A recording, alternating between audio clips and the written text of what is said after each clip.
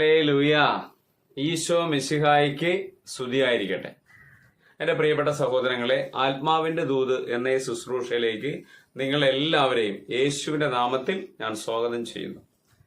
ഇന്ന് നമ്മൾ ഒരു സ്വർഗസ്നായ പിതാവിന്റെ പ്രാർത്ഥന ചൊല്ലി കാഴ്ചവെക്കുന്നത് മത്സ്യം പിടിച്ച് ഉപജീവന മാർഗം നേടുന്ന എല്ലാ മക്കളെയും ഓർത്ത ഒരുപാട് കഷ്ടപ്പാടും കടലിനോട് മല്ലടിക്കുകയാണ് അവരുടെ ജീവിതം.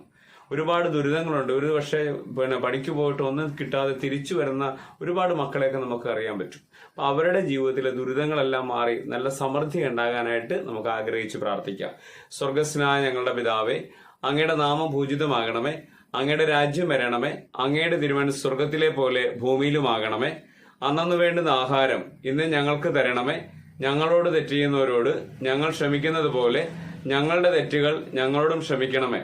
ഞങ്ങളെ പ്രലോഭനങ്ങൾ ഉൾപ്പെടുത്തരുതേ, തിന്മയിൽ നിന്ന് ഞങ്ങളെ രക്ഷിച്ചുകൊള്ളണമേ. ഹല്ലേലൂയ. യേശുവേ നന്ദി, യേശുവേ ആരാധന. ഇന്ന് നമ്മൾ ചിന്തിക്കുന്നത്, ഇത് പ്രാപിക്കാൻ ഞാൻ എന്ത് നന്മയാണ് ചെയ്യേണ്ടത്?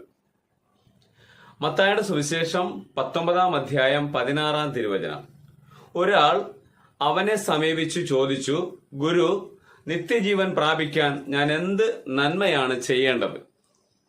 സാധാരണക്കാരനായ ഒരു മനുഷ്യൻ വന്നിട്ട് ഈശോയോട് ചോദിക്കുകയാണ്, ഈശോയെ, നിത്യജീവൻ, നിത്യരക്ഷ, സ്വർഗം സ്വന്തമാക്കാൻ ഞാൻ എന്ത് ചെയ്യണം? അവനറിയാം, നന്മ ചെയ്താൽ മാത്രമേ ജീവിതത്തിൽ അനുഗ്രഹം പ്രാപിക്കുള്ളൂ. അവന് കൃത്യമായിട്ട് അറിയാം. അതുകൊണ്ടാണ് അവൻ ചോദിക്കുന്നത്, എന്ത് നന്മയാണ് ചെയ്യേണ്ടത്?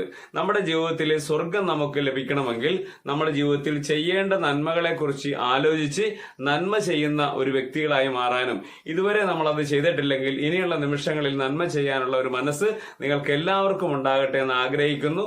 ഈ ശുശ്രൂഷ കണ്ടിരിക്കുന്ന എല്ലാവർക്കും എല്ലാവിധ അനുഗ്രഹങ്ങളും ഉണ്ടാകട്ടെ എന്ന് പ്രാർത്ഥിച്ചുകൊണ്ട് യേശുവിന്റെ നാമത്തിൽ, പിതാവിന്റെയും പുത്രന്റെയും പരിശുദ്ധാത്മാവിന്റെയും നാമത്തിൽ ആമേൻ.